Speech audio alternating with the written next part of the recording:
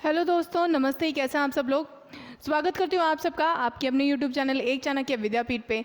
मैं हूँ आपकी भावना मैम और आज आप लोगों के लिए लेके आई हूँ एक बिल्कुल ही दिमाग घुमाने वाली वीडियो, क्योंकि ये वीडियो बहुत सारे बच्चों के लिए बहुत ही महत्वपूर्ण रहने वाली है, जो बच्चे बीएसएफ एचसीएम का सपना देख रहे हैं।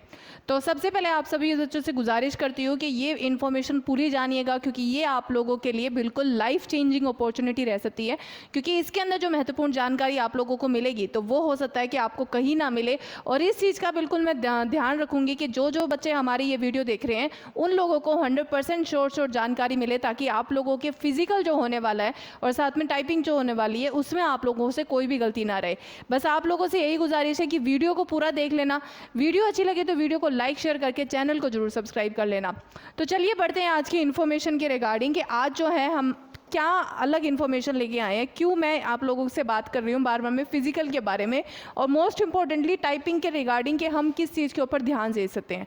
सबसे पहली बात जो बच्चों की आप लोगों का जो फिजिकल होने वाला है, ठीक है, फिजिकल में इस बार क्या खास अलग होने वाला है आप लोगों को अच्छे से पता है कि जो हमेशा हर बार जो फिजिकल होता है उसके अंदर क्या होता है, आप लोगों का एक हाइट चेक होता है, ठीक है, चेस्ट होता है और देन वेट होता है। कई सारे बच्चों को तो अभी भी कंफ्यूजन हो रही है कि है ना मैम हाइट और वेट का कैसे कनेक्शन बनाए। हाइट और वेट का आप लोगों को कनेक्शन बनाने की कोई ज़रूरत नहीं है, सिंपल है। जो आप लोगों की हाइट है, जैसे 167 अगर आपकी हाइट है, माइनस करके अगर 100 कर दोगे हो, जैसे कि 67 आ गई, तो उसमें 2-3 कम कर लो। अगर 64 63 आ रही है तो यानी कि आप लोगों का हाइट जो है, जो वेट है वो नॉर्मल है, नॉर्मल कैटेगरी के अंदर आ रहा है। अगर उससे ज़्यादा या उससे कम है तो इसका मतलब ये मान के चलिए कि आप क्या हैं, आप अंडर वेट है या फिर ओवर वेट है, ठीक है। अगर आप उससे ज़्यादा है तो ओवर वेट है, अगर उससे कम है तो अंडर वेट है। वो चीज़ फिर आपको डाइट के हिसाब से बिल्कुल सही ठीक करने की बहुत ज़्यादा ज़रूरत है।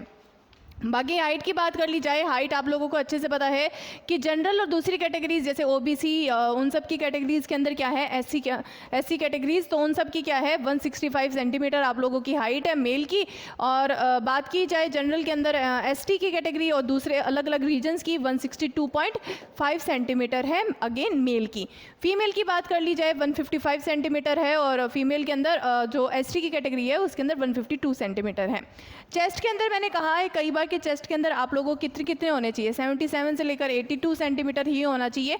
अगर आप उस कैटेगरी के अंदर बिलोंग कर रहे हैं तो चेस्ट के अंदर आप बिल्कुल सेफ हैं, कोई दिक्कत वाली बात नहीं है। उसके अलावा बात कर ली जाए कि इस बार जो है रनिंग का क्या होना है, इस बार जो फ़र्क क्या पड़ेगा, फ़र्क ये पड़ेगा इस बार रनिंग का फ़र्क पड़ेगा, क्योंकि इस बार जो आप लोगों की रनिंग है वो 1600 मीटर आपको कितने में पूरी करनी है, 6.5 मिनट के अंदर, और 800 मीटर पूरी करनी है वो आप लोगों को 4.5 सेकेंड के अंदर आप लोगों को पूरी करनी वाली है। तो ये जो रनिंग होएगी, रनिंग आप लोगों की बीएसएफ ही करवाने वाली है। रनिंग बीएसएफ करवाएगी, लेकिन इस बार जो टाइपिंग करवाने वाली है, टाइपिंग करवाने की जो हमारी रहेगी वो कौन करवाने वाला है, बीएसएफ या फिर सीआरपीएफ। तो मोस्ट प्रोबेबिलिटी इस बार चांसेस आ रहे हैं कि आप लोगों की जो टाइपिंग है वो टाइपिंग जो करवाएगी वो आप लोगों की कौन करवाने वाली है, वो करवाएगी बच्चे सीआरपीएफ, ठीक है, सीआरपीएफ। और अगर आप लोगों की ये जो सीआरपीएफ है वो आप लोगों की टाइपिंग करवाती है तो खतरा क्या रहता है, क्योंकि कई सारे बच्चे जो बोल रहे हैं कि मैडम मेरी टाइपिंग तो ऐसी है, मेरी टाइपिंग तो वैसी है, लेकिन दिक्कत कैसे आ सकती है, अगर आप लोगों की टाइपिंग इतनी अच्छी भी है तो भी क्या मतलब उससे फ़र्क क्या पड़ सकता है, फ़र्क ये पड़ सकता है। कई सारे बच्चे हैं जो बोलते हैं कि मैडम पहले के टाइम पे पता है क्या होता था, पहले के टाइम पे जो टाइपिंग का जो एरर होता था 10% के करीब, यानी कि अगर आपका 10% एरर है तो भी टाइपिंग के अंदर चल जाता था। लेकिन इस बार क्या है, इस बार अगर आप लोगों का 5% एरर है तो चल जाएगा, और 5% एरर के बाद में अगर एक वर्ड भी गलत कर दिया तो एक वर्ड गलत करते ही आपके 10 वर्ड कट जाएंगे, यानी कि आप लोगों को बिल्कुल ही अपने करेक्शन के ऊपर ज़्यादा ध्यान देने की ज़रूरत है। आप लोगों को स्पीड के ऊपर भी ध्यान देना है, उसके साथ में आप लोगों को अपने करेक्शन के ऊपर भी ध्यान देना है, यानी कि आप लोगों का एक एक चीज़ जो है वो सटीक होना चाहिए। तो उसके लिए आप लोगों के लिए क्या कर सकते हो, उसके लिए आप लोगों को ये ध्यान में रखना है कि जब भी आप प्रैक्टिस करो एक्यूरेसी पे ज़्यादा फोकस करो, ठीक है। अगर आप लोग 100 वर्ड्स लिख रहे हो, ठीक है, 100 वर्ड्स अगर आप जल्दी जल्दी लिख रहे हो, मतलब मान लो एज्यूम कर लो जो 100 वर्ड्स है वो मतलब 10 मिनट में अगर आप 100 वर्ड्स लिख रहे हो, और अगर दूसरी दूसरी तरफ आप बोल रहे हो कि मैंने स्पीड इंप्रूव करके 100 वर्ड्स को मैंने 8 वर्ड्स के अंदर 8 मिनट में कर लिया। स्पीड तो तुमने इंप्रूव कर ली, लेकिन तुमने एरर्स इतने बढ़ा दिए कि तो वो 100 वर्ड्स भी ना 50 वर्ड्स के एरर के इंप्रूव हो गए। 50 वर्ड्स तो अपने आप खत्म हो गए, 5 वर्ड गलत हो गए और 50 वर्ड तुम्हारे खा गए, तो फिर वो फ़ायदा क्या हो जाएगा, वो नुकसान में चला जाएगा।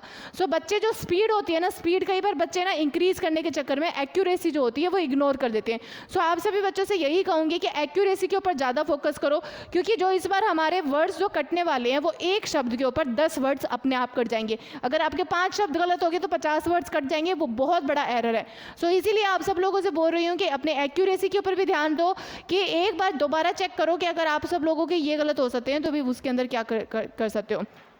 तो वो चीज़ आप लोगों के लिए बिल्कुल ध्यान में रखनी है।